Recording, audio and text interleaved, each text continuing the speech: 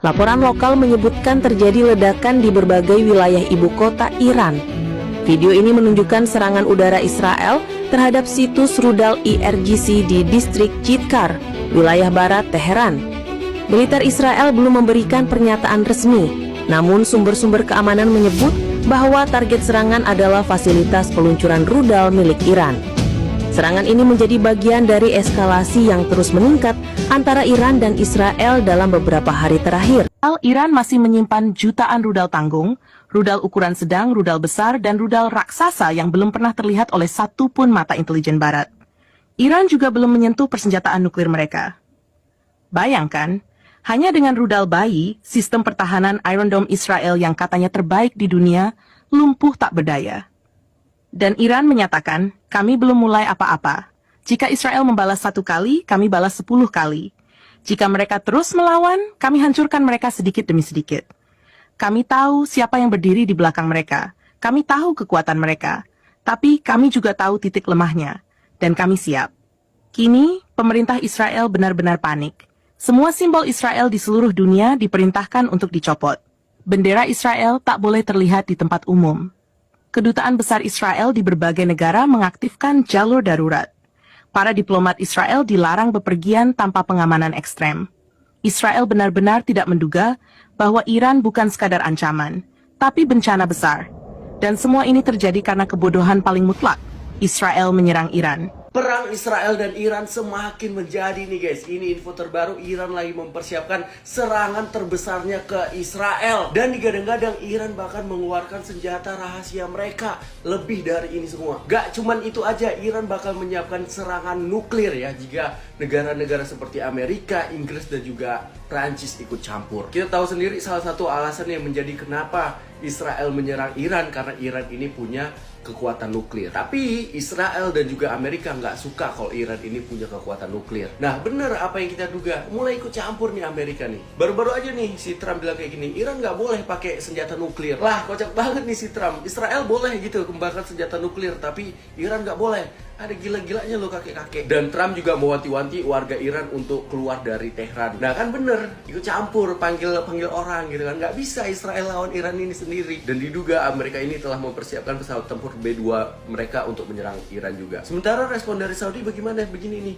mereka mewanti-wanti Iran untuk bikin deal sama Trump. Udah nggak berguna, bacot pula kok di situ. Usah bacot lah Saudi, nggak diajak lu pengecut. Sementara respon dari Pakistan, ini baru bener, ini yang kita harapin. Ternyata Pakistan juga udah bersiap untuk ngebom nuklir Israel kalau mereka menggunakan nuklir ke Iran. Wah, ini bisa jadi perang dunia ketiga pecah, guys. Follow akun ini biar aku update lagi. Konflik berkepanjangan antara Israel dan Iran kini telah memasuki fase yang lebih intens dan mengkhawatirkan. Pada Jumat 13 Juni 2025, Israel secara resmi memulai serangan militer besar-besaran ke wilayah Iran yang diberi nama Operasi Singa yang Bangkit. Iran kemudian merespon dengan meluncurkan serangan balasan pada Jumat malam dalam operasi yang mereka beri nama Janji Sejati Day. Aksi saling balas ini terus berlanjut hingga hari keempat, menyebabkan kerugian besar terutama di pihak Iran. Menurut laporan media harian Iran, kerugian finansial yang diderita Iran akibat serangan selama 3 hari mencapai angka fantastis, yakni 970.000 triliun. Namun kerugian yang paling memilukan adalah jatuhnya korban jiwa.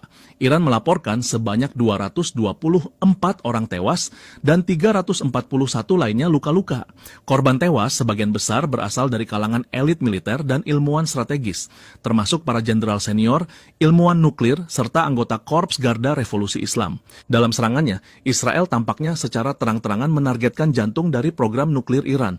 Beberapa fasilitas penting mengalami kerusakan serius, antara lain fasilitas nuklir Natanz, pusat teknologi nuklir Esfahan, kompleks nuklir Arak, dan instalasi pengayaan uranium di Fordow.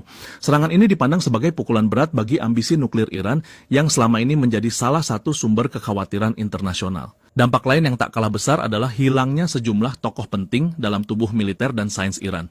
Israel mengklaim telah berhasil mengeliminasi lebih dari 20 komandan militer dan anggota senior IRGC, termasuk Kepala Intelijen Garda Revolusi. Selain itu, sekitar 9 ilmuwan nuklir terkemuka Iran juga dilaporkan menjadi korban, menandai kemunduran besar dalam program riset strategis negara tersebut. Tidak hanya sektor militer dan nuklir yang menjadi sasaran, serangan juga menghantam infrastruktur ekonomi strategis Iran. Kota pelabuhan penting seperti Bandar Abbas dan ladang gas alam di Provinsi Fars dilaporkan terkena dampak langsung. Meskipun pihak Iran menyatakan bahwa kilang minyak di Isfahan masih beroperasi normal, sejumlah fasilitas energi lainnya telah ditutup karena kerusakan yang cukup parah. Serangan ini juga menunjukkan kelemahan signifikan dalam sistem pertahanan udara Iran. Israel mengklaim berhasil melumpuhkan beberapa sistem pertahanan udara canggih S-300 milik Iran. Kondisi ini menciptakan kekhawatiran bahwa wilayah udara Iran kini menjadi lebih terbuka dan rentan terhadap serangan lanjutan, baik dari Israel maupun pihak lain yang memiliki kepentingan strategis di kawasan. 4 alasan licik Israel menyerang Iran. Gua akan jelaskan secara sederhana. Pertama, Israel itu ingin mengalihkan fokus perhatian dunia yang saat ini satu persatu sudah mendukung Palestina. Jadi mereka pengen membuka battleground yang baru. Dengan siapa? Dengan Iran. Agar orang-orang di seluruh dunia ini tidak lagi fokus ke gajah Palestina, tapi fokus ke pertempuran Iran dan Israel, yang mana banyak kepentingan negara-negara di situ.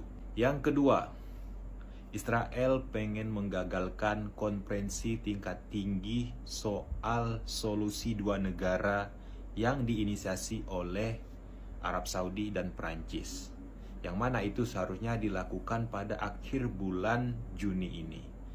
Jadi Israel pengen menggagalkan itu karena dengan adanya perang Iran dan Israel ini, perhatian orang dunia itu tidak lagi ke konferensi tingkat tinggi itu, tapi ke perang Iran dan Israel. Yang ketiga, Israel ini takut dengan Iran, takut dengan kekuatan Iran. Sehingga dengan dia menyerang Iran, dia mencoba membawa abang-abangannya. Siapa abang-abangannya? Tentunya Amerika dan Inggris dan negara-negara barat lainnya. Amerika, negara-negara Eropa, itu nantinya mau tidak mau juga ikut campur. Karena apa? Karena mereka memiliki banyak kepentingan di Israel dan kepentingan di negara-negara Teluk dan Timur Tengah. Yang keempat, Israel ini pengen agar penyelesaian soal nuklir Iran ini oleh Amerika itu diambil dengan tindakan militer, bukan dengan perundingan, bukan dengan politik, tapi dengan tindakan militer langsung. Kenapa mereka takut? Karena kalau misalkan diselesaikan oleh Amerika dengan tindakan politik dan perundingan, maka potensi Iran untuk mengembangkan uraniumnya dan mengawinkannya dengan hulu ledak yang kemudian menjadi senjata nuklir itu bisa terwujud dan tercapai. Sehingga Israel nggak mau nih kalau ini diselesaikan dengan cara politik dan perundingan, maunya dengan eksekusi militer langsung. Jadi dia mulai memprovokasi dengan menyerang, sehingga mau tidak mau negara barat, Amerika, menyerang Iran karena kepentingan mereka terganggu. Oke, itu tadi 4 alasan licik Israel menyerang Iran. Kalau kalian punya pendapat yang berbeda ataupun alasan-alasan lainnya, komen di kolom komentar. Salam tuan-tuan, saya ada satu berita buruk nak kongsi dengan rakan-rakan TikTok.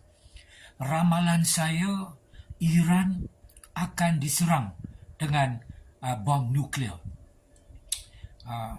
Trump baru saja memberi amaran semua penduduk Tehran kosongkan Tehran, ya.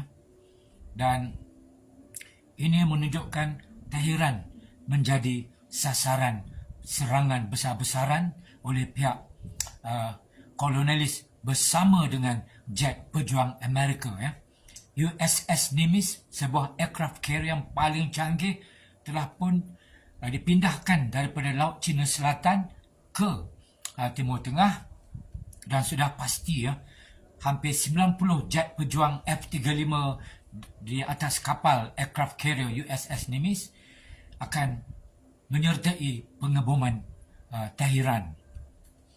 Tapi bom nuklear akan digunakan ke atas loji nuklear Iran, ya, khususnya di Fordow, kerana terletak bawah tanah, terlalu bawah tanah.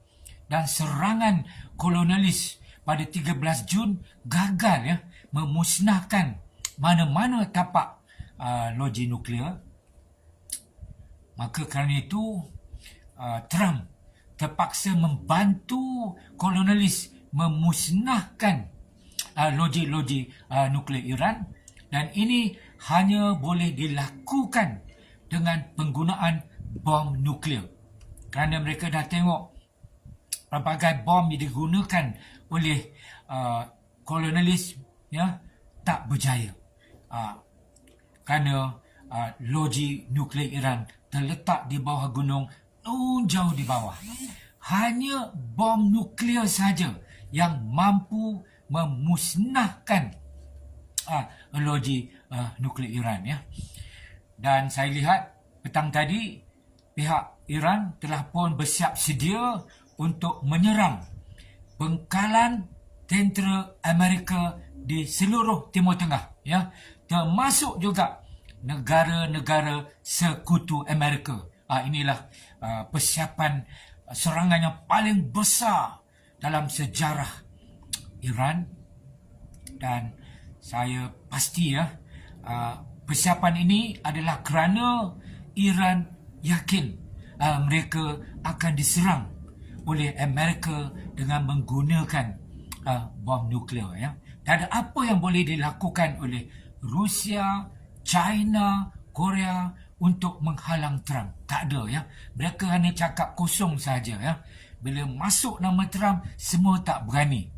Ini saya berani katakan tidak ada komitmen daripada Rusia untuk datang bersama Iran, menghalang Trump, ataupun China, Korea Utara. Mereka tak mampu untuk berdepan dengan kuasa tentera Amerika. Inilah yang akan berlaku. Saya yakin dalam masa terdekat, paling kurang pun dalam 6-7 hari daripada sekarang akan berlaku. Sama-sama kita doakan bom nuklear hanya digunakan ke atas loji nuklear, bukan ke atas Tehran. Kerana jika digunakan ke atas Tehran, saya pernah buat video mengatakan bahawa 5 juta penduduk akan mati pada hari pertama letupan bom nuklear. Dan Iran ada 10 juta penduduk, tuan-tuan. Inilah dia malapetaka yang akan menimpa Iran. Sekian.